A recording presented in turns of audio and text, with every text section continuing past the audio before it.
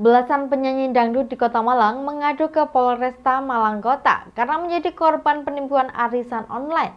Para korban arisan online ini mengalami kerugian mencapai 2 miliar rupiah. Belasan korban penipuan arisan online yang sebagian besar adalah penyanyi dangdut ini mendatangi Polresta Malang Kota untuk mengadukan pelaku. Pelaku merupakan salah satu rekan mereka yang diduga membawa kabur uang arisan senilai 2 miliar lebih. Dengan membawa sejumlah barang bukti, para korban ini mengadukan penipuan yang mereka alami ke Satreskrim Polresta Malang Kota. Para korban arisan ini menjelaskan, awalnya arisan yang dikelola rekannya yang juga seorang penyanyi dangdut ini berjalan lancar. Beberapa kali mereka juga mendapatkan uang dari arisan tersebut. Namun pembayaran arisan mulai macet sejak awal Juli. Para peserta arisan yang belum mendapatkan uang berusaha untuk menghubungi pengelola arisan. Namun hanya mendapatkan janji hingga pengelola menghilang tanpa kabar. Selain itu, korban juga tergiur dengan untung besar yang ditawarkan pelaku, sehingga para korban tertarik untuk membeli arisan dari peserta lain. Yang satunya kan imin-iminnya kan 7 juta jadi 10 juta. Kalau yang satu 4,5 jadi 6 juta. Kalau yang lain mungkin banyak kerugiannya. Kalau saya cuma sedikit itu. Dari kapan Mbak sama ikut Mbak? Mei. Tanggal 20 Mei aku transfer yang 7 juta. 2021. Kenapa tergoda ikut arisan ini? Ya karena labanya banyak. Sudah menerima laba? Total berapa Mbak yang sudah ditransfer Mbak? Total? Yang punya saya Ya. cuma 11,5 sih. Itu sudah ada pendapatannya belum selama dari Mei sampai sekarang? Belum. Termin Jadi, pertama yang 7 juta nggak tadi? ada kabar, iya. 12 juta keuntungannya berapa Mbak? 7 juta itu jadi 10 juta. Kalau yang 4,5 jadi 6 juta. Ada berapa Mbak korbannya ini Mbak? Banyak Mas, 90 lebih ya. Itu dalam Hampir satu grup gitu ya? 100. Itu korbannya aja sih yang selama ini kita tahu. Cuma kalau untuk uangnya ya kalau dikurskan mungkin ya masih 2M kurang lebih ya. Mbak itu gimana sih mau jual beli arisan gimana maksudnya? Ya Arisan giliran kayak misalkan ada yang dijual gitu kan. Misalnya masnya ya butuh uang itu 2 juta. Misalnya besok dapat get 3 juta. Ya wis tukuan lah 2 juta, nanti kamu dapat laba 1 juta, jadi beli 2 juta dapat 3 juta kayak gitu loh Mas. slot. Lumayan Mbak, ya. di antara teman-teman Mbak sudah pernah dapat nggak sih? Dari teman-teman saya ada, saya juga pernah dapat 1, 2, 3 kali itu lancar. Terus akhirnya yang ngilang itu ya yang 7 juta sama 4,5 ini. Terus tapi ya korban yang lain juga masih banyak. Untuk nominal arisan pun beragam, mulai dari ratusan ribu hingga ratusan juta rupiah per orang. Dari hampir 90 orang peserta arisan, total kisaran 2 miliar rupiah yang belum dibayarkan oleh pengelola kepada peserta. Korban arisan ini tidak hanya dari Kota Malang, namun juga dari beberapa kota di Jawa Timur yang sebagian besar adalah biduan dangdut. Para korban arisan ini masih berharap ada etikat baik dari pengelola arisan dan uang peserta bisa kembali. Mengadakan arisan itu pokoknya ada yang mingguan, 2 minggu sekali, harian, ada yang bulanan. Sedangkan 1 bulan itu bukan 1 nomor aja, 1 bulan itu bisa berapa kali gitu loh. Ada yang 2 juta, ada yang 1 juta, pokoknya macam-macam. Intinya macam-macam. Terus awalnya itu memang lancar aja Mbak ya? Lancar transfer mungkin pokoknya akhir Juni. Bulan Juni yang kemarin ini. Bulan Juni wes mulai agak seret. Biasanya kan sudah dapat waktu get itu biasanya paling telat itu 1 minggu gitu kan, biasanya H+ dapatnya misalnya hari Senin gitu, biasanya transfer paling lama 1 minggu. Ini sampai berapa bulan, terus cuma kemarin itu yang punya aku itu ditukar nomor aja. Ditukar misalnya dapetnya kan hari ini dapat, terus nggak tak keluar Mak, nanti buat beli tanggal berapa gitu, dapatnya Agustus, Juli gitu, tapi nggak ada yang keluar semua. Jadi belum ada yang, kebanyakan belum ada yang keluar. Getnya itu belum ada yang keluar. Totalnya hampir 2M. Kalau Mbaknya sendiri berapa Mbak? 48. 48 juta? 48, iya. 48 juta ya? 48 Itu sekali juta. setor atau gimana? Enggak, beberapa kali. Jadi kayak getnya tanggal 17, kayak tanggal berapa, itu beda-beda gitu loh dapatnya. Simon Alfredo melaporkan. Harga jual telur ayam di pasar naik dan saat ini mencapai Rp28.000 per kilogramnya. Kenaikan harga telur ayam ternyata tidak memberikan keuntungan bagi peternak ayam petelur. Harga telur ayam dari peternak tetap stabil yakni Rp23.000 per kilogramnya. Peternak mengaku naiknya harga telur ayam membuat permintaan dari tengkulak meningkat. Harga jual telur ayam di kalangan peternak tidak mengalami kenaikan atau stabil. Harga telur ayam di kalangan peternak dijual dengan harga Rp24.000 per kilo. Sedangkan harga jual telur di pasar di kisaran Rp28.000 per kilogram. Dani Uluf, salah satu peternak ayam petelur, mengatakan harga jual telur ayam masih stabil meski harga jual telur di pasar mengalami kenaikan. Ditambahkan Dani, telur ayam di kalangan peternak tidak ada kenaikan dikarenakan harga pakan ayam petelur mulai turun. Pada bulan lalu, harga telur ayam sempat naik karena harga pakan mahal. Namun seiring dengan turunnya harga pakan, harga jual telur ayam di kalangan peternak kembali stabil. Peternak juga memastikan kemungkinan harga telur ayam akan kembali naik, mengingat harga pakan ayam petelur khususnya jagung mulai naik. Sementara naiknya harga telur ayam di pasar membuat permintaan telur dari tengkulak ke peternak meningkat. Sebenarnya kalau dari kandang ini harganya masih naik lah, tapi masih standar sekitar 24 ribu dari kandang.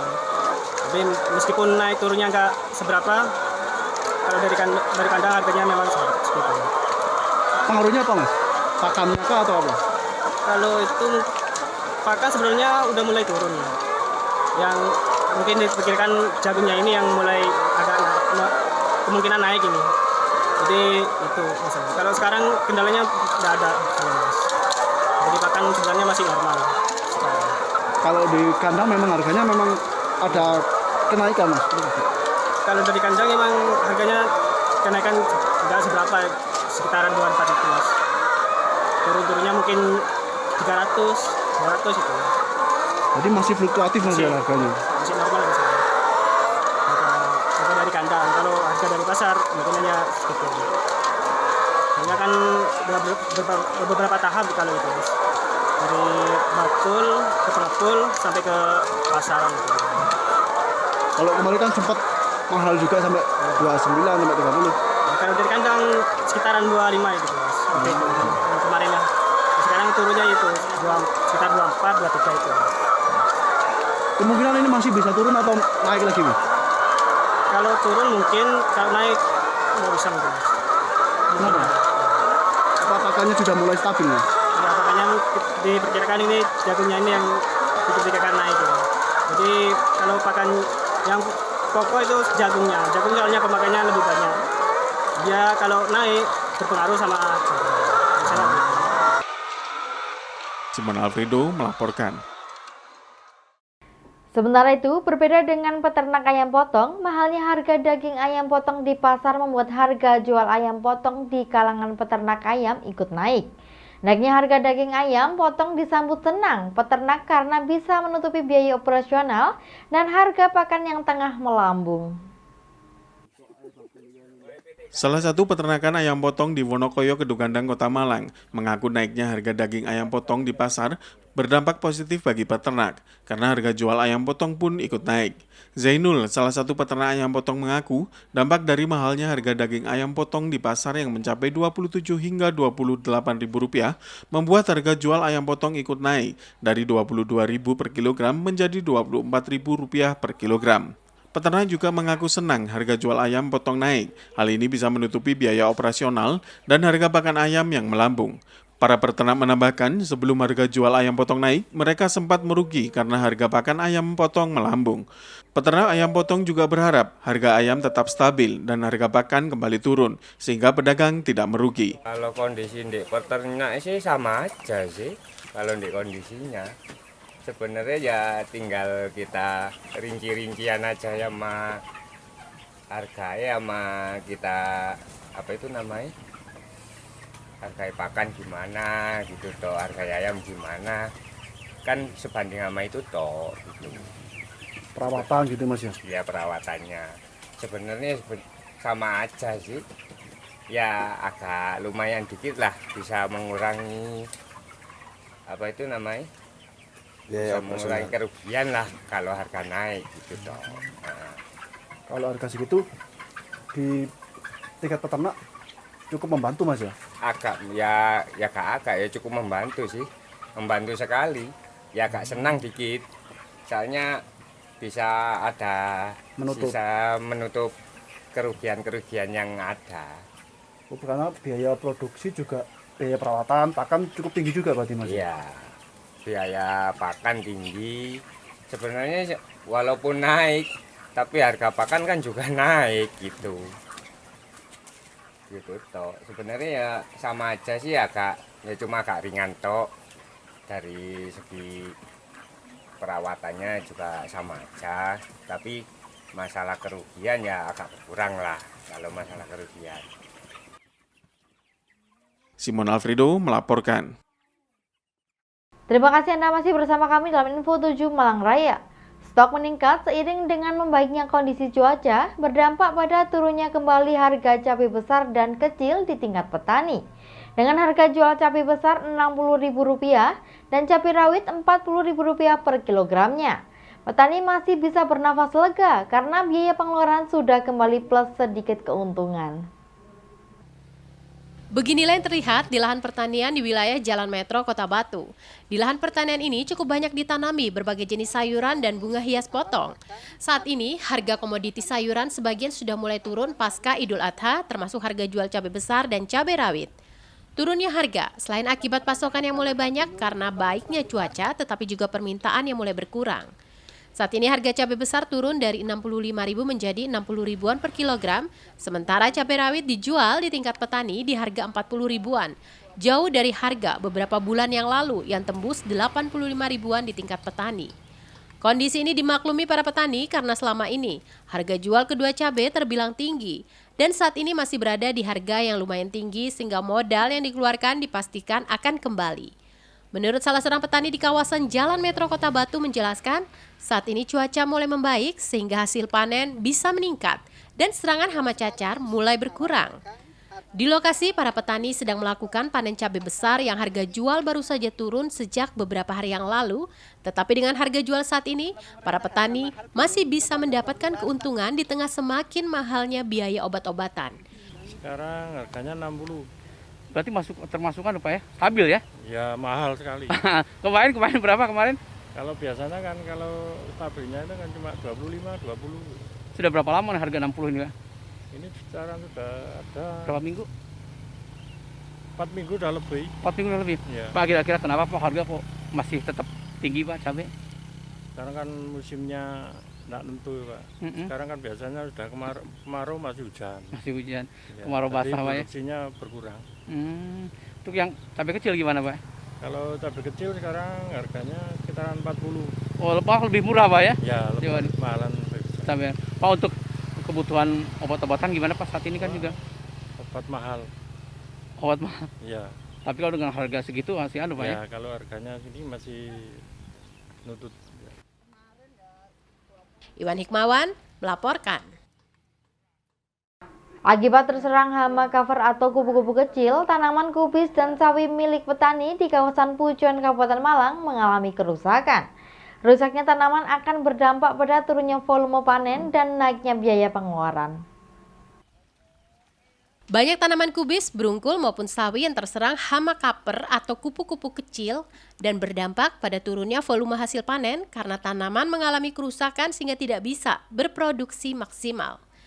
Serangan hama caper ini biasanya pada malam hari dan merusak bakal kubis, berungkul maupun sawi dan upaya pemulihan dengan penyemprotan pestisida secara rutin. Namun akibatnya, biaya pengeluaran menjadi lebih besar karena tingginya harga obat-obatan saat ini sehingga seringkali hasil panen tidak bisa menutupi biaya pengeluaran. Menurut salah seorang petani di kawasan Pujon, Kabupaten Malang, menjelaskan cuaca sangat berpengaruh kepada hasil panen dan biaya yang harus dikeluarkan terlebih ketika harga jual sedang anjlok. Di lokasi terlihat tanaman sudah mengalami kerusakan dan sebagian sedang dalam proses pemulihan. Petani berharap harga jual bisa kembali naik agar bisa menutupi biaya pengeluaran dan petani tidak mengalami kerugian. Sawi itu bolong-bolong, kenapa itu Pak? Itu dikarenakan itu Pak apa? Pertamanya dari kupu-kupu yang kecil itu ya. Terus bertelur jadi ulat. Jadi ulat Pak ya? Terus dari banyak itu. Setiap kemarau apa? Yang sering setiap kemarau Pak. Kemarau, berarti bolong-bolong. Nggak jadi kubisnya apa gimana nantinya Pak? Jadi Pak kalau di kompres itu. Tapi kalau yang parah mungkin nggak bisa, Pak ya? Bisa, tapi kalau sering dikompres sama racun insektisida. Oh, terus-terusan, Pak ya? Pak, kalau sampai rusak parah bisa berkurang berapa persen kalau hasil panen, Pak, ini, Pak? Bisa sampai berapa persen? Mungkin ya 30% mungkin, Pak. Hilang, Pak ya? Tapi obat-obatan kan sekarang juga mahal. Harganya berapa sekarang harga kubis, Pak? Kalau full sekarang turun, Pak. Berapa? Sekarang kisaran 4.000-an. 4.000, Pak ya? Kalau kemarin ya sempat 8.000. 8.000, Pak ya? Oh, berarti kalau serangan kapar itu Pak ya? Volume hasil panen berkurang, Pak ya? Berkurang. Jadi sering banyak yang kelupas kulitnya itu, Pak. Iya, kelupas kulitnya. Oh, berarti rusak, Pak, itu ya? Iwan Hikmawan melaporkan. Terima kasih Anda masih bersama kami dalam Info 7 Malang Raya. Memberikan edukasi kepada masyarakat dengan berbagai informasi yang bermanfaat, murah dan mudah diakses sekaligus menciptakan penggiat media sosial yang dapat mendiseminasikan informasi positif dengan berbagai konten kreatif serta menciptakan mitra pemerintah yang dapat menyebarkan informasi kinerja pemerintah. Dilaksanakan kegiatan Jatim Kominfo Festival 2022 mulai tanggal 25 hingga 28 Juli mendatang. Kegiatan pembukaan Jatim Kominfo Festival ini dihadiri langsung Gubernur Jawa Timur, Kofifa Indar Parawansa, Kepala Kominfo Jawa Timur, Dr. Hudiono MSI, Forkopimda Provinsi Jawa Timur, Wali Kota Batu Hajah Dewanti Rumpoko, para wali kota dan bupati se-Jawa Timur, Ketua KPID Jawa Timur dan undangan lainnya. Acara diawali dengan laporan Kepala Dinas Kominfo Provinsi Jawa Timur, Dr. Hudiono MSI.